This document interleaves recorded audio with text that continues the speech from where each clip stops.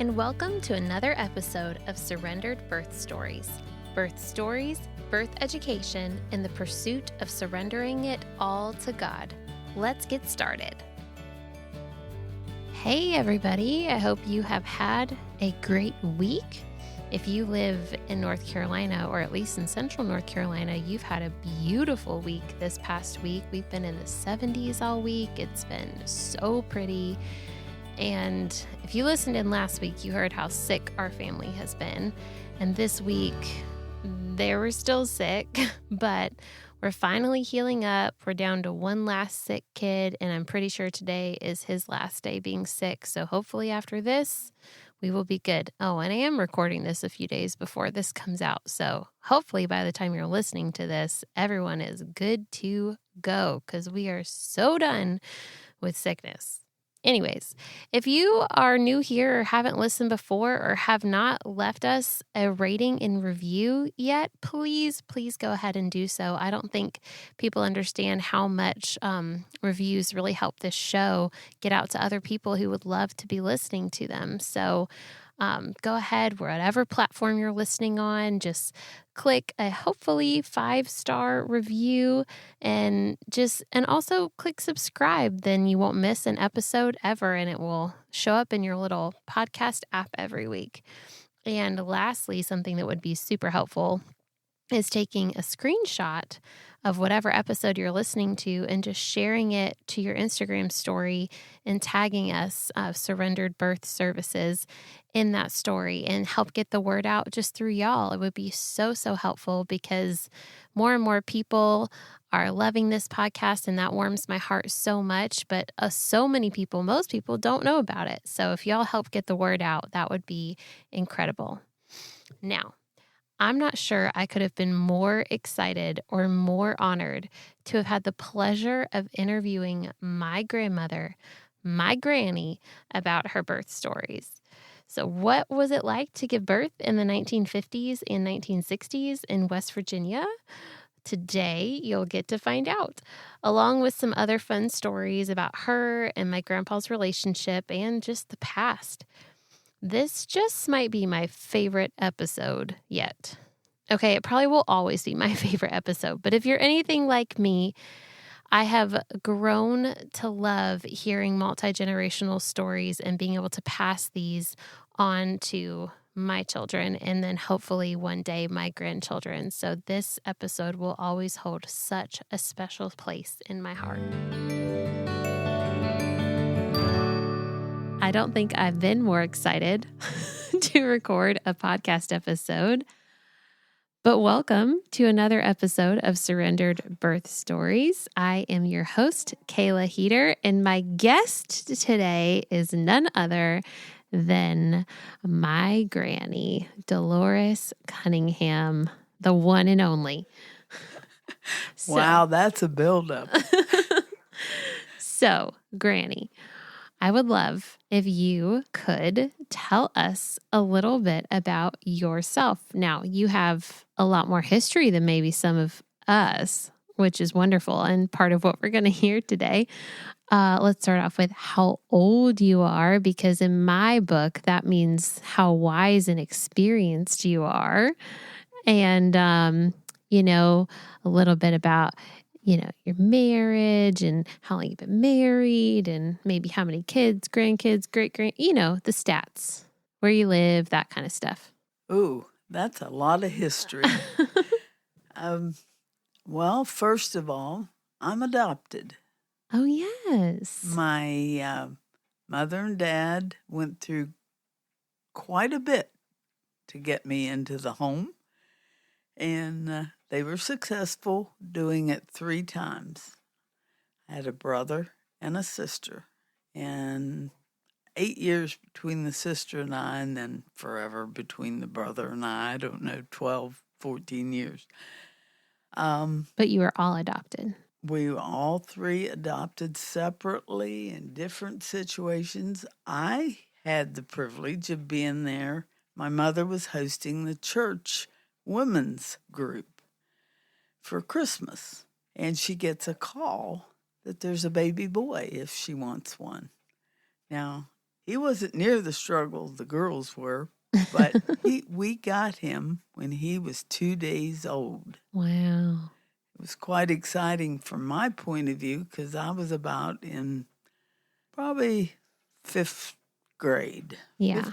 Somewhere along in there. So I was totally excited. And I had to go to school the next day, and they went and picked him up, and it snowed because it was Christmas, week before 2 weeks. He was born the 12th of December. So anyway, they went and picked him up. I sat on the porch waiting for him to get home. I was so excited. And then we went on as a family. So you were like a little mama. Yeah, it was quite fun. He was put in a cradle that my great-granddad had made, and I tried to put all the grandkids, and with the greats, we ended up taking pictures of them in the cradle, but the grandkids slept in it, would take a nap in it, So it was your my great-granddad. Grandfather's cradle. He lived in Jamestown, New York. And then that's the one that all of our kids still take pictures in. Yes. Wow. One that's upstairs in the bedroom, I think, where you usually sleep. Yep, that's where I usually sleep when I come. So that's kind of how I got started. Graduated high school, but before I did that, I met a guy named Jerry. And you have to tell the story of how you met this guy, because you told me a little bit about how you met Grandpa the other day, and I was laughing. Well, this was in the 53, 54 time period, and things were a little different than now. Mm-hmm. But we were, I don't know if it was it had to be 9th grade birthday party. And it was right down below my house, so it was close, in the neighborhood. And somehow Spin the Bottle got to be part of this program. Oh, you teenagers in the 1950s playing Spin the Bottle. So I was embarrassed because he was a country boy, and he had never come to a city party before and his mom and dad were sitting outside waiting to pick him up to take him home. And of course, the lights went out in the room where they were spinning the bottle. And I remember going home telling my mother and dad that his parents were just going to think we were awful kids, because of this. I don't guess they thought it was too bad because we still ended up getting married. But we really didn't know each other till that point. We had been in the freshman year again at the end of the school year, and this was probably just prior to or post that. For the class party at the end of the year, they put your name in a hat, and they drew out 2 names. They had the boys in one, the girls in the other. And they drew out 2 names for the king and queen of the class. Of the class for the year ending, all that. And whose name did they pull out? Mine, Dolores, and Jerry. Aww. And we didn't really know each other. And I didn't even remember that was how it happened until I was looking at my scrapbook that I always kept. And I'd saved the ribbons. They gave us a box of candy, I think it was. And here it said on it details of who the king and queen were. And by that time, I was dating him. So we had group square dancing, and we joined him into the group, and we had dinners once a month. So he started attending the dinners. And one thing led to another. Till my senior year at the all-club dance, I got a ring. Oh, he proposed at the dance? He proposed at the dance in the middle of the dance floor. Oh, and that was both of your senior years of high school. Yeah. So you were I'm 18. 2 days older than him. Right. So 2 days wiser than wiser, him. Yeah. Yes. Although Grandpa's a very wise man. It makes you all the wiser. Very dedicated, very knowledgeable. Mm-hmm. I'm not one bit afraid to follow his lead, although I do run my mouth once in a while. Not you. All right. So high school sweethearts. Yeah. We've just graduated high school and you got married the end of the summer, right? Well, we graduated in May. He immediately went to the military. He wanted off the farm. He worked day to night. The farmers do that. That's how they survive. His parents had bought a tractor, and he plowed and disc and whatever all those tractors do for neighbors all around. That's how he got his spending money. He had to give whatever he got. He had to give $1 of it to his parents, $1 to upkeep on the tractor, and he got the rest. So he went straight to the military. So he was tired of the farm life, and he went straight. He went on a different adventure. Yeah. And then you, I guess, planned a wedding that summer? Yeah, he was in basic training in Fort Belvoir, Virginia. No. Where was?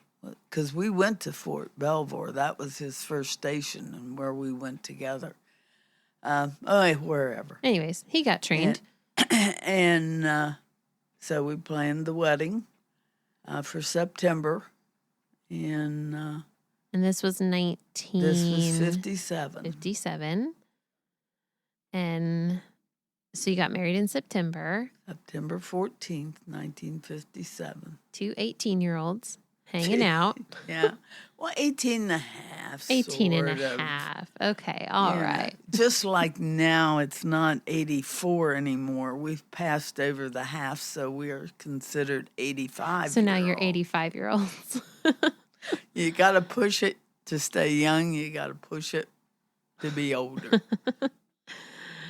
Okay. So then how long were you married then when you found out? Well, we went to Texas, El Paso, Texas. Right. I went on a bus by myself to El Paso, Texas. Keep in mind, I had never been on a bus from Mannington to Fairmont, which is, 15 miles. Yeah. Never ridden a bus, really. I'd done some with my grandmother when I was younger and all, but never a trip like that. And the bus drivers were so sweet. They realized I was young and dumb and needed all the help I could get. And they made sure when I had to switch buses out in the middle of the desert that they didn't leave me stranded. It was an okay trip, but... So Grandpa was already in Texas and you were meeting him there. He was in El Paso. What is that fort? Whatever. Belvoir's Virginia. Whatever. And I get to the bus station in El Paso, which is Indian country, and I'm talking real Indians, the Serapis, the whole thing. And I don't see anybody I don't even think there was any women, but nobody that looked like me, this 18-year-old thing from Marion County, West Virginia. Turns out they ended up giving me a message that he was going to have to be a little bit late. And so I had to sit in the bus station and wait. Well, we had no car. This was, trying to get close enough to the base, and he was borrowing a car to come and get me and all, whatever, finally. And you're moving there. Yeah. This isn't like you're visiting him. Like, this is the move, isn't it? Yeah, it was a move in that we rented this 2-room house that was part of a trailer court, and the bathroom was outside. Not like you're thinking stall, but it was attached to the building, and to take a shower or go to the bathroom, you had to go out around the building. Yeah. But it's El Paso, so it didn't get... Too Although cold. It snowed while we were there. Really? Yes. One little kid was getting groceries, and I was I was getting groceries, and he come off the school bus. He come in, I'm going to use your phone, he yelled to the guy behind the counter, and he gets on there, and I hear him say, Mama, Mama, look outside. It's snowing. So, yeah, snowed in El Paso, Texas. We weren't there terribly long, and then he was sent to Korea. So he went off to Korea. Were you... We drove home from Texas, which took days? Probably 3 days. Yeah. And he had leave time enough. And then we took him to Pittsburgh. He flew to Washington State and caught a ship and rode a ship. And they're not cell phones like today. We had no communication. No details. Except he's just leaving for war, and you're back at home. Right. And we're back. I'm back home. And we had wanted a baby so bad to kind of have a coming home party, I guess. I can't remember exactly, but it was something that we wanted. And didn't know whether it would happen or not. And he had left and didn't know. But turned out I was pregnant. So he left before you guys found out you were pregnant. So did he know? Did you end up telling him how? Again, no communication. We wrote letters. That was how so it took a week, to get the information.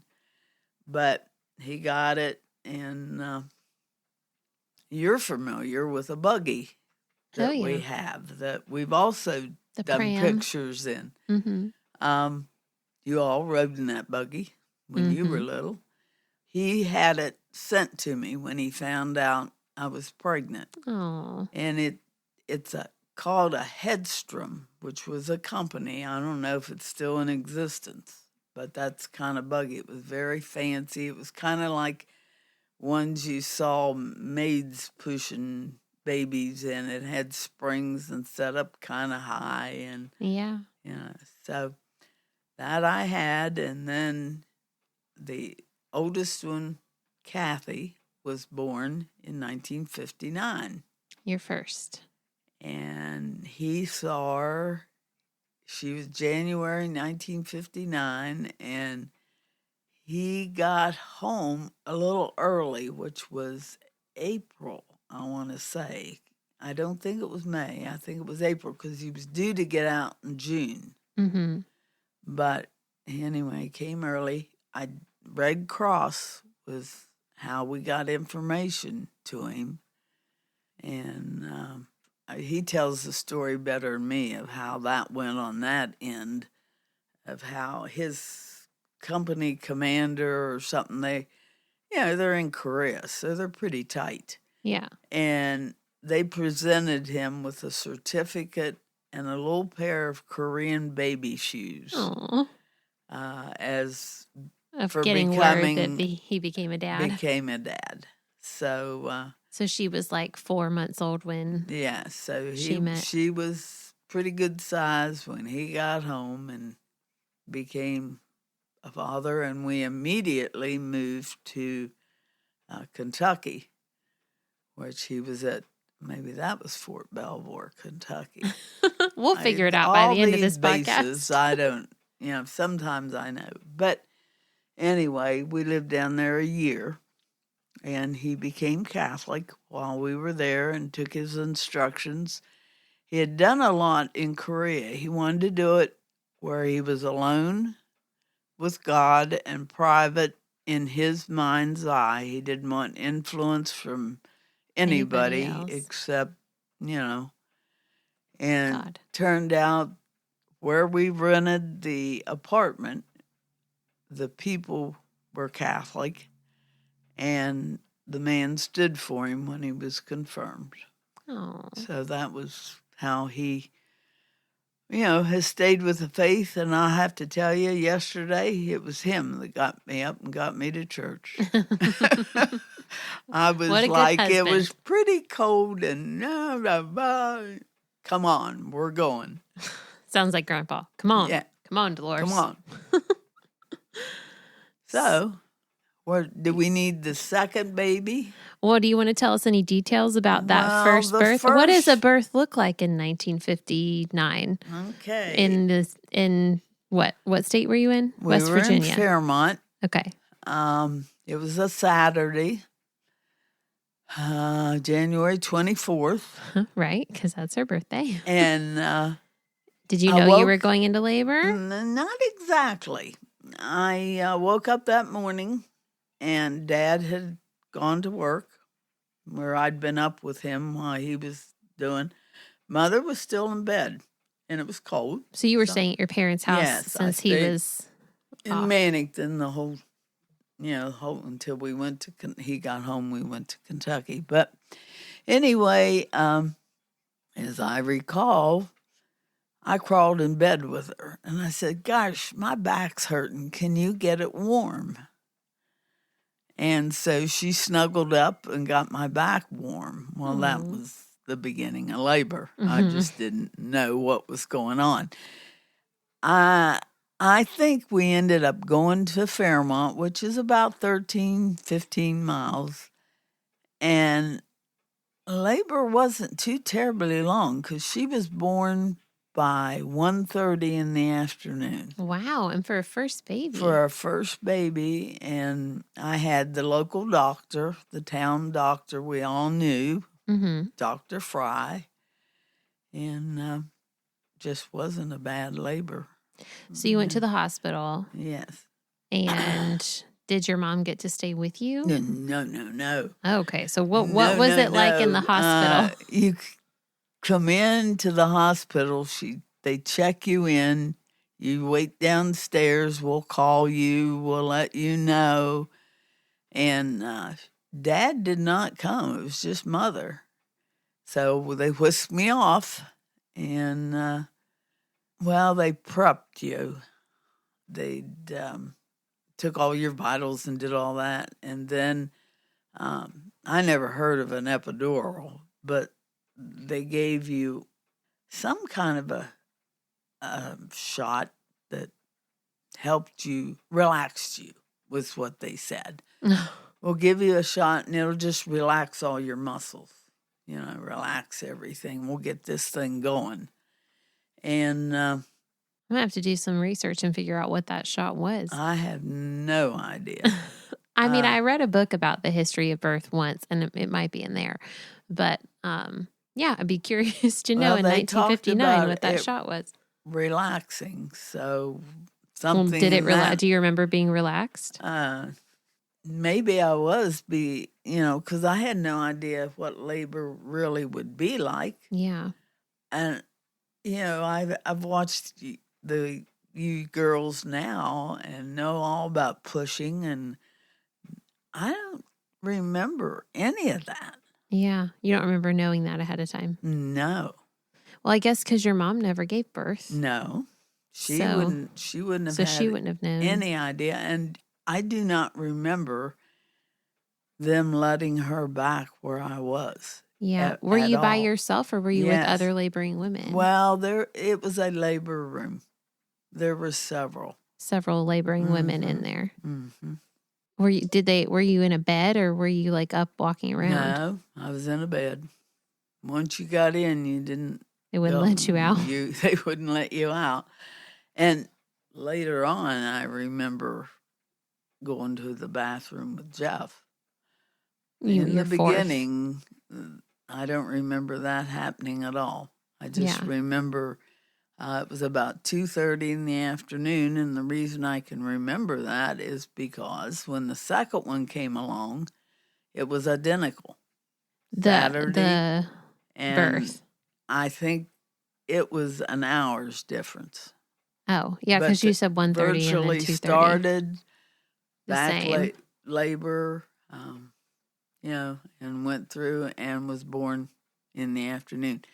The tricky part about that, Jerry was, of course, back in civilian life, and he sold full of brush, door to door.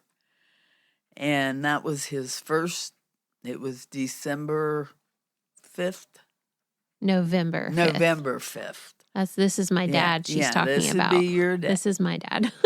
And November 5th. But it was a Saturday. The labor was identical. I always told it that way. So it must have been just the same. Must have been. One was born at 1:30, one was born at 2:30. The first two. Yeah. So. And then that was it. That was that. He, the funny thing about him, we brought him home with his nose had a blister on it. And from what? Turns out they had pillowcases for the crib sheets, the little bassinets or beds, and turned out that the laundry, some said starch, which I don't know if that really, or was it detergent, but something. Anyway, he rubbed his nose. And it irritated? And it irritated his nose. We brought him home with a big scar on his nose. Oh, buddy. And birth weight is a little bit interesting, too. The first one weighed 8'9". Okay, nice job. Your dad weighed 8 pounds. Huh. Right on the button. Right on the dot. And were they both around their due dates? Yes, as near as I can remember. It was, close to it. Close to it. I don't remember any long or quick rush. Yeah. So, and they were less than 2 years apart because she was born January of 59 and he was born November of 1960. So they were almost 2 years. If you'd have pushed him a little bit, but then 17 months later, somehow we didn't know how to stop this. You just kept having babies. Wait, were you nursing? No, that's another thing that back in those days, they laid both of them to the breast. And when they didn't take to it, instantly. Oh, well. You've got inverted nipples. So did you have inverted nipples? Well, they said I did. Now, to this day, I don't believe that. Oh. I think there wasn't any effort involved to actually learn how to nurse. It wasn't cool to breastfeed back in the 1950s and 60s. No. I don't know. So anyway. So straight to the bottle? Yeah. Start, right off the bat with formula. Well, it's amazing that your babies were as far apart as they were then. Yeah. Without nursing. If that, they always say what? You can't get pregnant. Well, I think you can. You totally can. But, but that was what was said at the time. Yeah. Okay. So now you've got two who are under 2, and then you're pregnant with 17 months later, Michelle came along. Michelle, my Aunt Shelley. Her birth was a little different, yes? Yes. It was a lot different. Let's hear about Shelley's birth. I was in Mannington, and they were going to have a baby shower for me because 2 kids, you don't have anything left.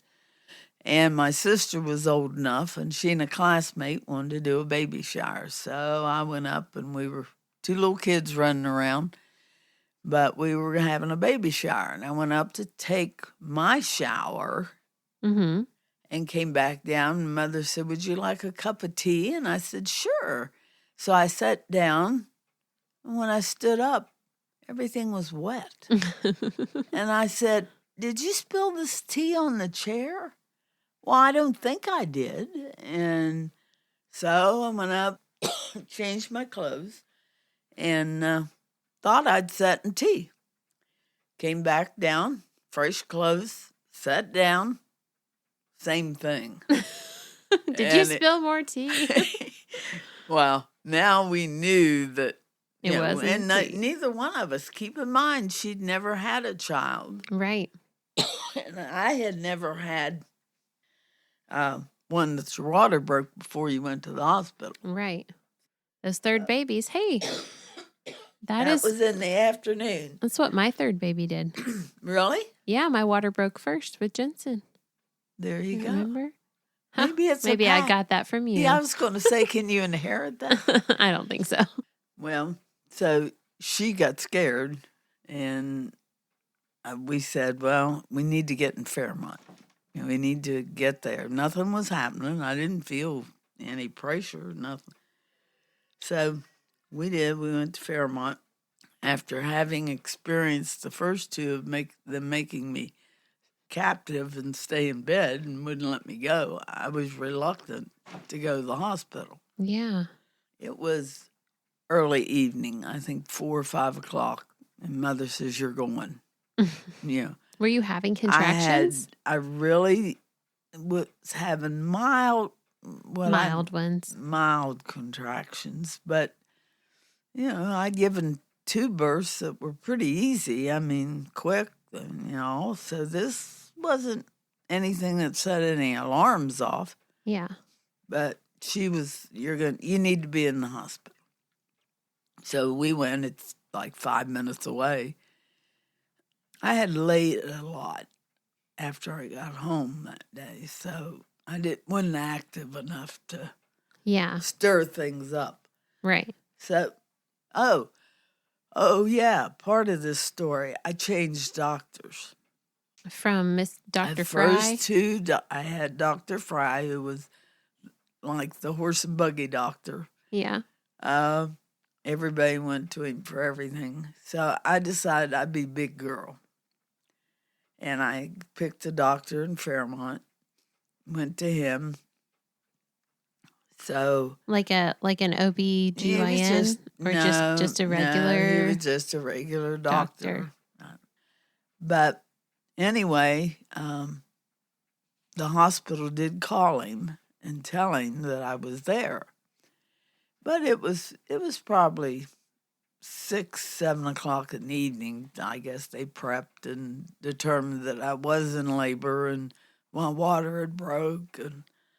And he never came. He never came to my other doctor would have been right there. But anyway, he never came. So, turns out it was a long night. Yeah. There were a lot of student nurses, and I happened to know the lady. She was a friend of the family who was the head nurse in charge of these students. Well, I'm telling you, they must have examined me every hour. It was really miserable. Yeah. And I think it was long about 2 in the morning, a group came in, and now Jerry and Mother were somewhere out there in the hospital waiting, I'm sure asking questions, but I never saw them. Yeah. So in one of these episodes, somewhere around 2 in the morning, I guess it was, she came in and they examined me, and she said, "Let me see, let me do this." The head nurse. teacher, and she said, "Oh, she's ready. She's ready. Let's go. We'll get delivery ready." And they take you to a different room for that, yes, right? and they take you down, and the doctor supposedly is in the room. Only mine never showed up. There was a baby doctor, there was 2 of them in town, and the one was in the same building where I worked. No, I didn't work there yet. He later was. But everybody knew Dr. Court. And he'd just delivered a baby. And the nurses are shoving me down the hall, and Grandpa says it was like Ben Casey, which was a TV show about a doctor, and they opened it with the operating doors flying open and the bed being pushed through. Well, that's how they did with me. Anyway, they were pushing me through the door, and actually Grandpa got the head of the bed, and they shoved him, and so he saw me. you. Yeah. And Mother's scared to death. She thinks something's badly wrong. She has no idea. It's just a birth. And into the delivery room, Dr. Court is coming out. And the nurse says, "Dr. Court, we need you back in there." And he came back in, delivered Shelley. And also with her, everybody said, well, you have a boy and you have a girl. What do you want? I said, a tiny baby. They had been 8, 9, and all I wanted was something small. Turned out she weighed 6 pounds, 12 ounces, I think it was. There you go. So, God Got yourself a handled me what I had asked for. So when the regular doctor came in, Dr. Court says to him, his name was Bressler, and they called him Breath. Doc, Breath, I got you a baby girl. And then that was kind of, when I got to my room, the other thing with her that was just really, back in the day, air conditioning wasn't a thing. It wasn't a thing. They opened the hospital windows. Was it summertime? And I could hear the birds singing because it was June, the last of June, and the birds were. It was just like heaven. Oh, it was just so peaceful. My long night was over. Everything I could rest. It was finished, and the birds made it happen. Did they give you that relaxing shot that time? Nope, not that time. I don't remember anything. Now that as the course of the evening went on, they might have done, but my focus at that point was these students. Yeah, they were coming in and prying every hour. And they were learning, I never did learn if one of them ever delivered babies. I don't know. So then, 17 months later, seemed to be a thing. Schedule. Number 4. So he was born January 8th, which is today. Today. So happy birthday, Uncle Jeff. You are 60 years old. And that's been a funny thing, too. People say, how do you feel about your kids getting older? Never bothered me. I never felt any older. I always said it was their fault. They had to deal with it. But I will say, having the youngest turn 60 is a little bit different. It's a little feeling deeper. It a little bit. A little bit deeper. It's still good, So you were, 25 when you had? I was 20. Well, just really 20 years between Kate and I. I mean, hers is January, mine's in May. Yeah. I'd have been 21. But with her, yeah. His is quite different. Jeff's story. Yes. I apparently all along give birth very easy. Apparently. So that was that. Well, I went back to the original doctor. Ah, yes. Yes. Not to the no-show doctor. Yeah, not to the no-show guy. His daughter had delivered her baby earlier in the day. Grandpa had gone to a basketball game, and my water broke. Ah, again. Again. So he gets home. I'm having absolutely no pain. No contractions. He had called to see how I was, and I said, I'm fine, but my water broke. Yeah. And he came home. Still no pain, no contractions, didn't feel a thing. At this point, you have a 1, 2, and 3-year-old. Yeah.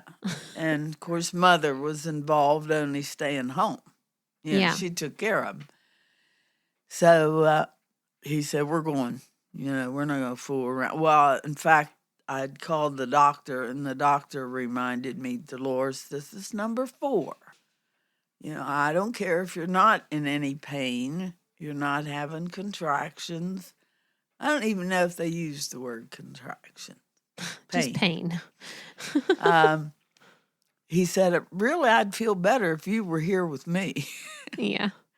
So I did when, I think about 8 o'clock in the evening, between 7 and 8. And I remember having a hard contraction when I got in the car. Mm-hmm. And I took my breath and all, and again, we're not 5 minutes from the hospital. So get there, get upstairs, and I'm walk in. You're fine. Fine. No wheelchairs, nothing like that. I guess we took an elevator because I think it was up. Mm-hmm. And the doctor's daughter I asked what room she was in, and we were passing it. So I went in, was talking with her and chit-chatting about her baby and how things were going, and she said, "You're not having any pain?" And I said, "No, I'm not having, but the water broke and I had one And I when had we that got in one the contraction in the car. And the nurses twice came back and looked in the room. And finally, the third time, the nurse said, "Dolores, come on." That seems to be a theme in your life. So I said, "Well, I'll see you later or in the morning, whatever," because she was going to go home the next day. Yeah. And so anyway, went back. They gave me an enema. I Oh, remember because that. did they do that all for all the births? I don't remember it in the others. But you remember it in that one. Yeah, because I don't remember getting out of bed with the first two, and the third one was all about these students checking you all with night. the exams all night. So that was something they did back then. They did routinely give enemas when you were in labor. Well, this time they did, and they let me go to the bathroom, which was right beside the bed. Well, how nice, since they gave you an enema. Well, I immediately went all over the wall. An enema will do that to you. It was a mess. So I'm in there cleaning the wall. And the nurse comes in. She said, "What on earth are you doing? What's taking so long? What on earth are you doing?" And I said, "Well, I made a mess." She said, "That's our job. Get in bed. We'll clean it up." So I did. My original doctor came in. He looked at me and he said, "Give her a shot. That'll just relax." I said, "But I'm not having any pain. I don't need to be relaxed. I don't need, He said, "Give her a shot."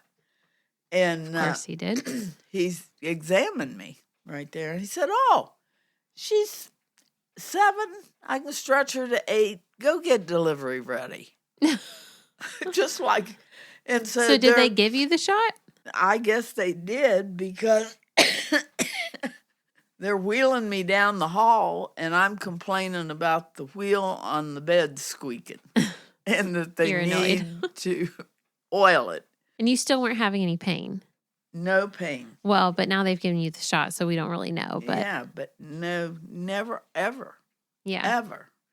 But you were like conscious. You remember it. Oh, yeah. It wasn't that kind of shot that knocked you out. It was just nothing like that. Yeah. Where do they give you the shot? Is it like in your butt? I think it was in the leg. In the leg? Because it wasn't the arm. Yeah. I don't remember. Probably something lower. There's more muscle mass lower. Or something. Huh. I never thought about that. I'm going to research this when we're done and let you know what shot you got. Well, it's something to relax you. And I said, "But I'm not having any pain." Anyway, he said, "It'll relax you."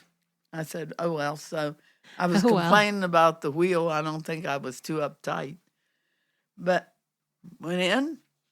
It wasn't long. I don't really remember, like you all say, push. And I've seen on TV, they push. I don't know. He just kind of came out? He just came out, and there he was. And, of course, we didn't know the sex. Right. And the other cute story with all this, I always picked the right outfit to bring them home in. Oh. With the boys, I had a boy's outfit. Now, I never thought to take 2. You just only ever took one? Even though you didn't know what the gender was? Now, I never asked God for one or the other. Never had a preference. Yeah. But I guess by the time I had girl, boy, girl, I wanted a boy. Yeah. Who knows? And that's what you got. And that's what we got. Girl, boy, girl, boy. Yeah. 2 and 2. So I'm curious, in the hospital back then, once the baby was out of you, did they hand you the baby? No.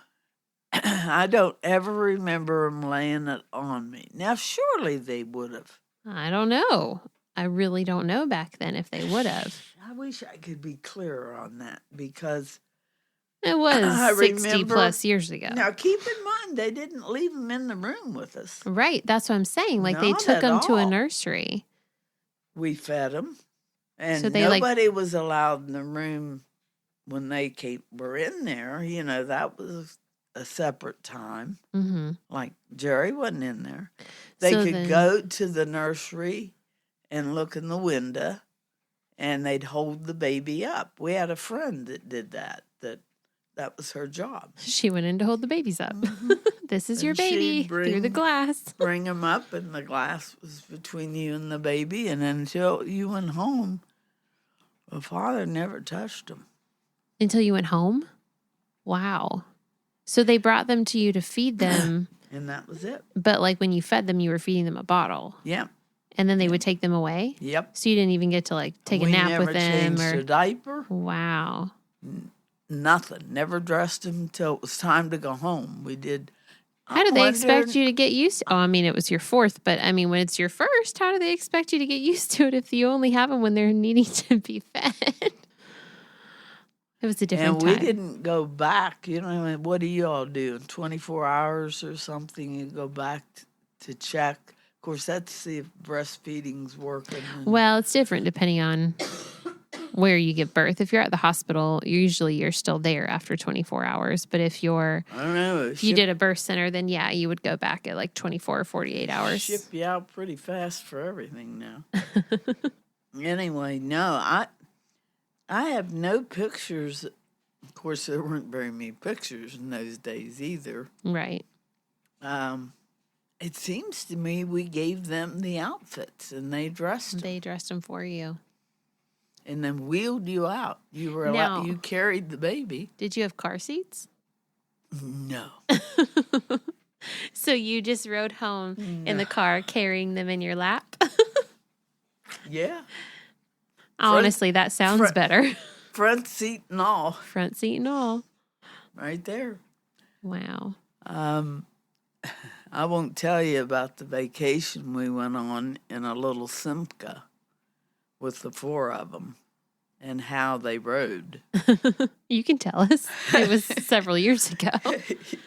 Don't worry. No one's going to track you down. Jeff was probably a couple years old, maybe 3 even.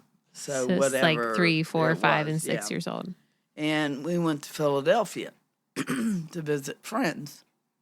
And when we left on the 4th of July. And we left early enough to go down and see the Liberty Bell. Mm-hmm. Wow. It was already like 10 in the morning. It was 100 degrees. Mm. And this little Simca did not have air. It was a brand new car. It had no air. There's no air conditioning back then? No. So we stopped at, I don't know where we would have stopped. Wasn't a service station. Wouldn't have. Somewhere I got a 50-pound bag of ice. And I put it under my feet in the front seat, and we gave each kid a washcloth filled with ice. And that's how they stayed cool. Now, the cool part is we had made 2 boards that laid from the back window to the front seat. And one, the youngest, and then the next were on those 2 boards. One behind the driver's seat, one behind the passenger seat. Mm-hmm.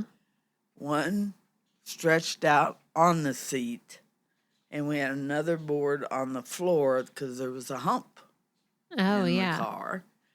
And we made a board, and they were all padded, but that was how they rode. They all, so they could sleep, laying down on these boards. Yeah.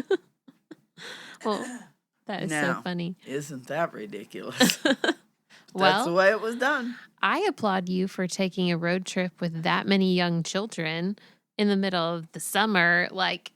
Just at all. I get intimidated to drive, an an hour and a half with our 5 kids. And we have air conditioning and car seats and all the all the different things. I guess when you've never had, you don't know. Right. You don't know.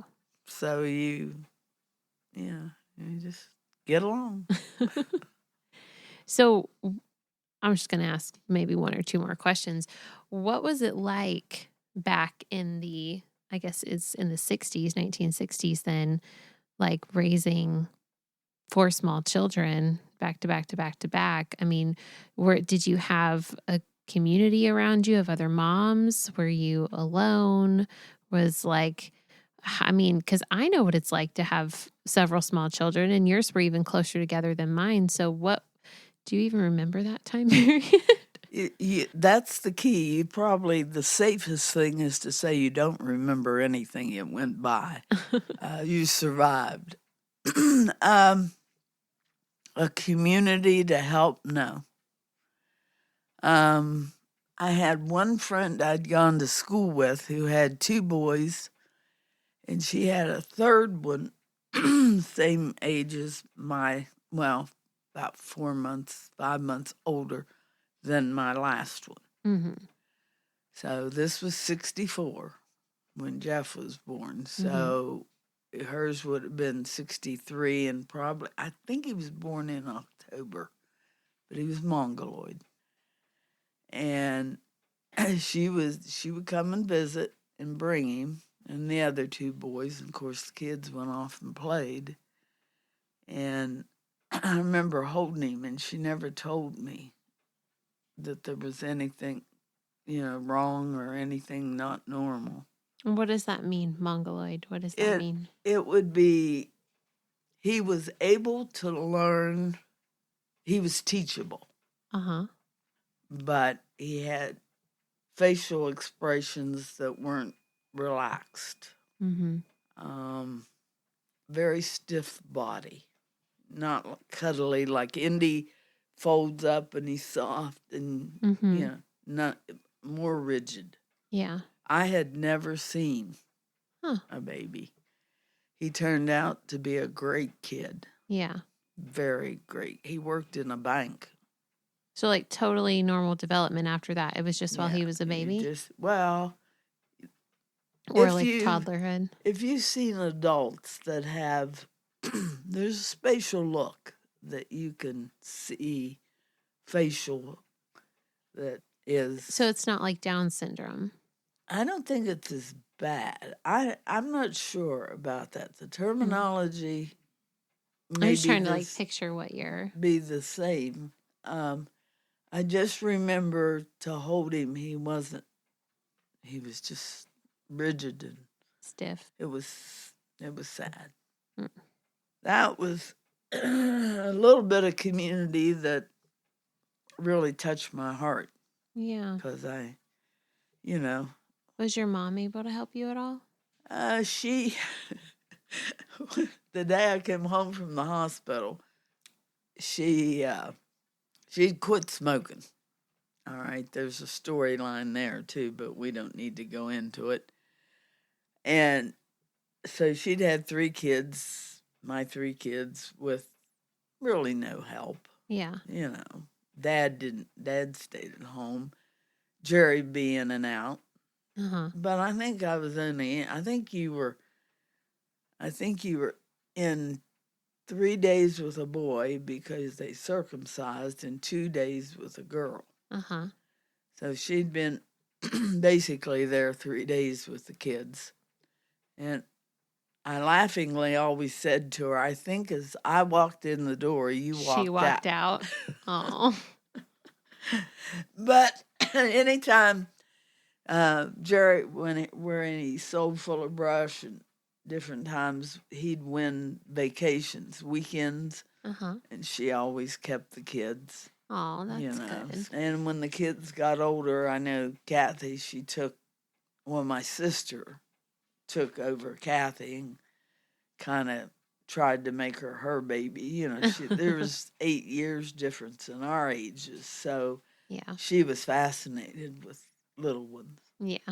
There were them, but really Really nobody else. I never went to work until Jeff was in kindergarten. Yeah. And Well, then I went in the optical business.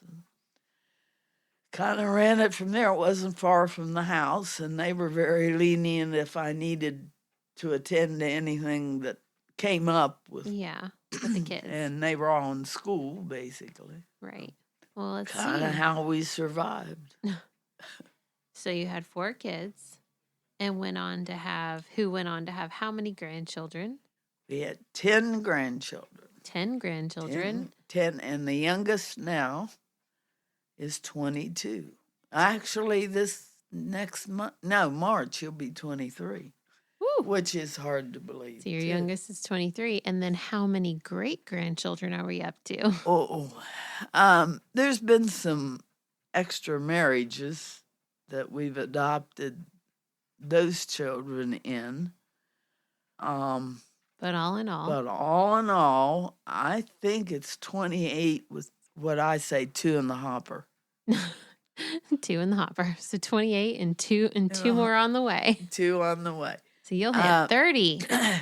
Could be, and all very healthy, very blessed.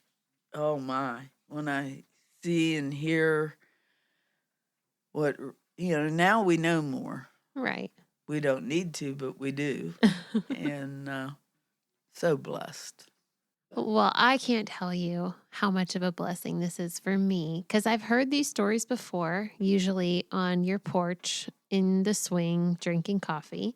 But I wanted to record them. I wanted to get them down. I wanted to have them not just, for other people to hear, which I hope they enjoyed listening to 4 births in the 1950s and 60s, but also just for my memory and to be able to tell my kids one day, and their kids and their kids. And however, I hope to have 30 great grandchildren myself.